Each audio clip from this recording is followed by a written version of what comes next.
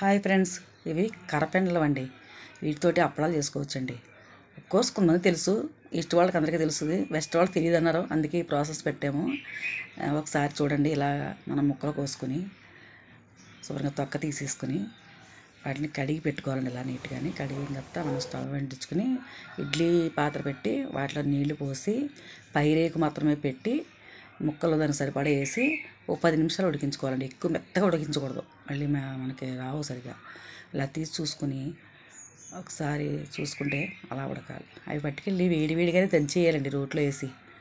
మనం ఎప్పుడు వాయి అప్పుడే మళ్ళీ దంచుకోవాలి తప్ప అన్నీ ఒకసారి కాదు. ఇలా దంచేసుకుని కావాల్సిన పచ్చిమిర్చి, రాళ్ళ ఉప్పు, జీలకర్ర, రోకలకి అంటుకోకుండా ఉండడానికి కొంచెం ఆయిల్ వేయాలండి. ఆయిల్ తర్వాత మనం ఇలా చపాతీ ముద్దలా దంచుకొని తీసుకుని ఎండుకలబెట్టి వీటిని మళ్ళీ ఒకసారి ఇలా సాఫ్ట్గా చేసుకొని బాల్స్ చేసుకొని మనం చపాతీలు ఒత్తుకున్నట్టు ఒత్తుకోవాలండి. అంతే. వరిపిండి బియ్యపిండిలో ముంచి, బియ్యపిండి ఉండాలి. ఇలా అప్పడాలు చేసుకుని ఇంకా అందంగా కనపడాలనుకుంటే వాటిని కట్ చేసుకోవచ్చు. మనం ఆ కట్ చేసుకున్న వేస్ట్ ఏం బాగుంటుంది, అది వడియాల కింద ఉపయోగించుకోవచ్చు. అవి కూడా వేయించుకోవచ్చు మనం ఎండబెట్టుకుని. సంవత్సరం నిల్వ ఉంటాయండి. ఎప్పుడు కావాలితే అప్పుడు వేపుకోవచ్చు. మనకి టీ టైంలో స్నాక్స్లా బాగుంటాయి, కరకరలాడతాయి, చాలా టేస్ట్ ఉంటాయి. ఒకసారి ట్రై చేయండి, చాలా బాగుంటాయి. తక్కువ నూనె పీల్చుకుంటాయండి, ఎక్కువ నూనె పీల్చుకోవు. ఇప్పుడు అందుకే తక్కువే చూపిస్తున్నాను మీకు.